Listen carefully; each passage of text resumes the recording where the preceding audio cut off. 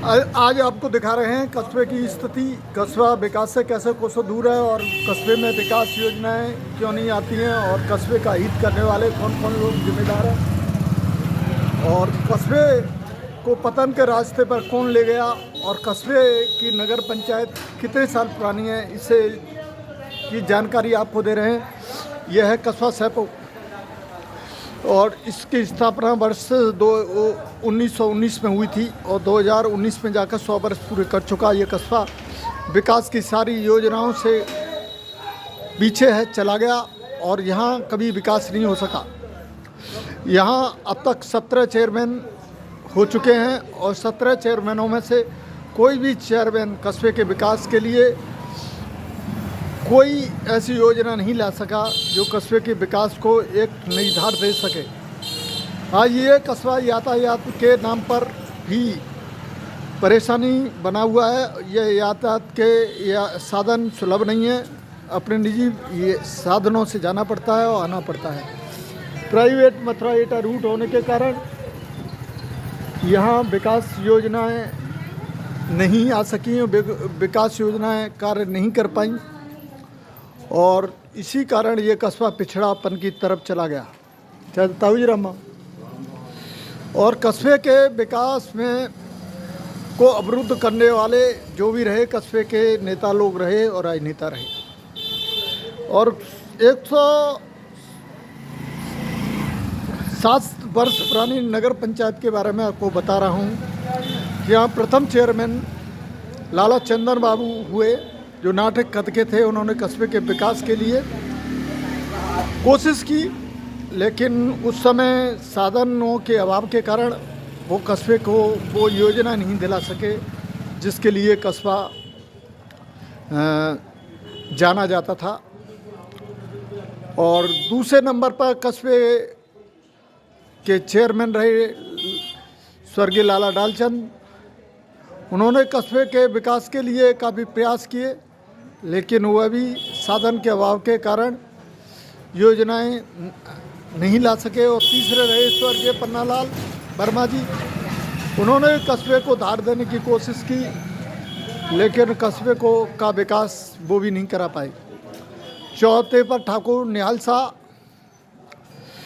उन्होंने भी कस्बे के विकास के लिए प्रयास किए, लेकिन साधनों के अभाव के कारण वो भी ढाक के 3 पात बन के ही रह गए। 5 पर ठाकुर महावीर शाह, वे भी कस्बे के विकास में अपना अहम योगदान नहीं दे सके।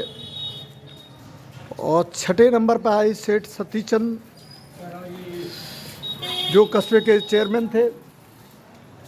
वो कस्बे के विकास के लिए कोई योजना नहीं ला सके और वो भी कस्बे में विकास को कोई नया आयाम नहीं दे सके। हाँ, 7वें नंबर पर बने चेयरमैन 1957 से 1964 तक पंडित स्वर्गीय रोशनलाल शर्मा जी उर्फ बाबू जी ने सैपू में कस्बे के विकास के लिए कार्य किए। बिजली उन्हीं के ज़माने में आई और उन्होंने इसके लिए 750 पेज की एक फाइल बनाई और बिजली विभाग को और उत्तर प्रदेश सरकार को लिख करके दिया, विद्युत विभाग को। तब उस फाइल पर अमल हुआ और जा कर के तब कस्बे में बिजली आई। रोशनलाल बाबू ने कस्बे को रोशनी दी और रोशनलाल कस्बे को रोशनी देने के लिए जाने जाते रहे, इसी नाम पर भी उनका नाम रोशन है।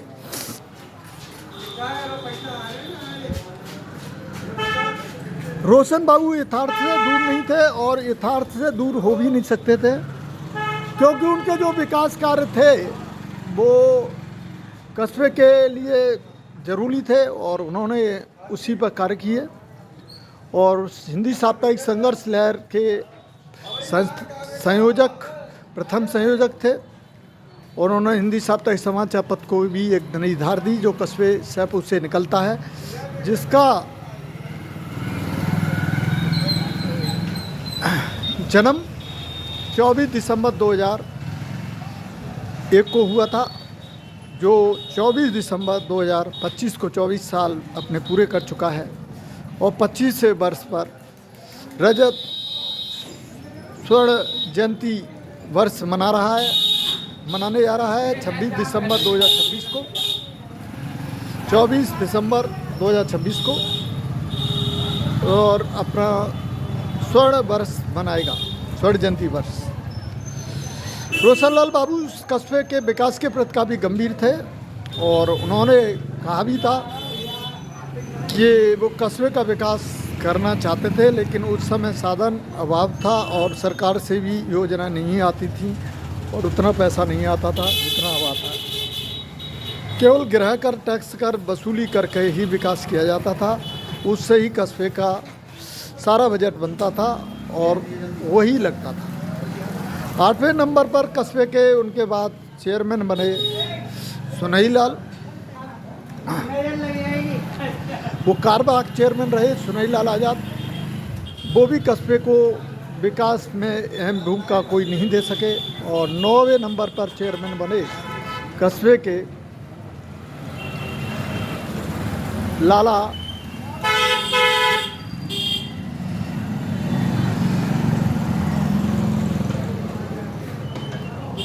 और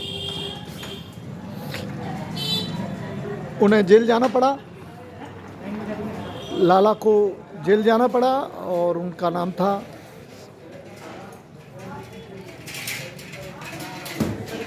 और गलत तरीके से उन्हें जेल भेजा गया था क्योंकि उसमें उनकी कोई गलती नहीं थी और उन्होंने कोई गलत कार्य नहीं किया था, फिर भी उन्हें जेल जाना पड़ा था। और 10वें पे स्वर्गीय रामकिशन लाला चेयरमैन बने, जिन्होंने कस्बे के विकास के प्रति कोशिश की, लेकिन वो भी कस्बे के विकास को अमिट भाव नहीं दे सके। प्रयास उनके भी खाली ख्वाब बन के रह गए, मुंगई लाल के हसीन सपने बन के रह गए। 11वें नंबर पर कस्बे का चेयरमैन बने कालीचरण शर्मा। वह भी कस्बे के विकास को कोई अमिट छवि कस्बे की नहीं बना सके और कालीचरण शर्मा भी केवल इतिहास के पन्नों में ही दर्ज रह गए। 12वें नंबर पर कस्बे के चेयरमैन बने जोगेंद्रपाल सिंह ठाकुर जोगेंद्रपाल। वह भी कस्बे के विकास के प्रति अपनी गंभीर योजनाओं को नहीं ला सके और कस्बे में केवल आपसी धुंध में फंसकर रह गए।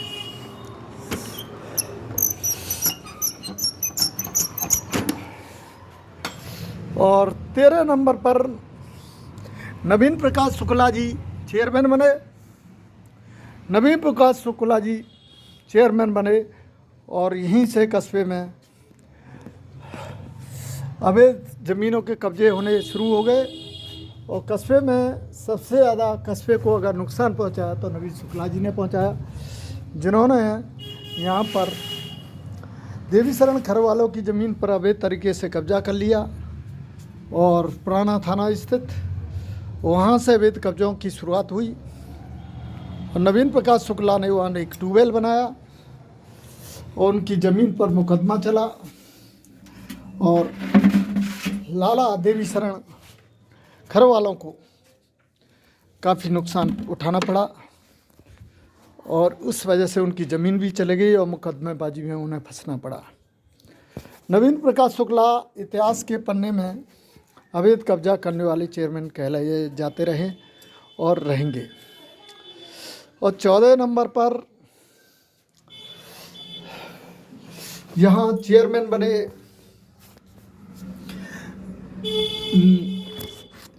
बनी ऐसी सीट होने के कारण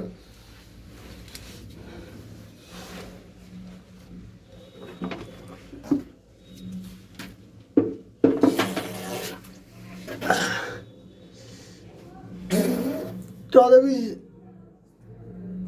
सब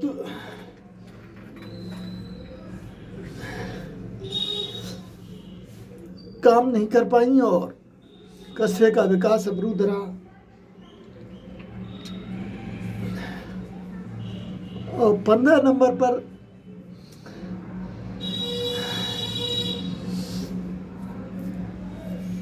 जनरल सीट पर चेयरमैन बनी प्रेमवती भी कोई काम नहीं कर पाई और कस्बा विकास से पीछे चला गया। 16वें नंबर पर कस्बे के चेयरमैन बने भगवती प्रसाद। ऐसी सीट पर कोई विकास कार्य नहीं करा पाए और वो भी कस्बे में केवल खरंजे तक ही सीमित कर रह गए। कस्बे का विकास खरंजे तक सिमट कर रहेगा, नाली और खरंजे तक।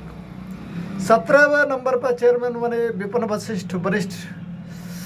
वह भी कस्बे में विकास कोई नहीं करा पाए और केवल आपसी द्वेष भाव में फंस कर रह गए और उन्होंने कस्बे में भी अवैध कब्जे कराए और निर्दोष लोगों का शोषण किया, यहाँ तक कि अपने अंधभक्तों का भी शोषण करने में पीछे नहीं रहे। हिंदी साप्ताहिक के समाचार पत्र के संपादक मनोज शर्मा का खुला शोषण किया, उन्हें मुकदमेबाजी में फंसा दिया, उनके खेत में मरघट निकलवा दिए, उनका हुआ बेनामा भी रुकवा दिया एक ज़मीन का। और नवीन प्रकाश शुक्ला के बाद एकमात्र ऐसे चेयरमैन, दूसरे चेयरमैन बोले जाएंगे इतिहास के पन्नों में, विपिन वशिष्ठ, जिन्होंने कस्बे का सबसे ज़्यादा हित किया। ये थी कस्बे की स्टोरी 17 चेयरमैनों की। और 17 चेयरमैनों में हमने आपको बताया कि विपिन वशिष्ठ को भी जेल जाना पड़ा था और जेल जाना पड़ा।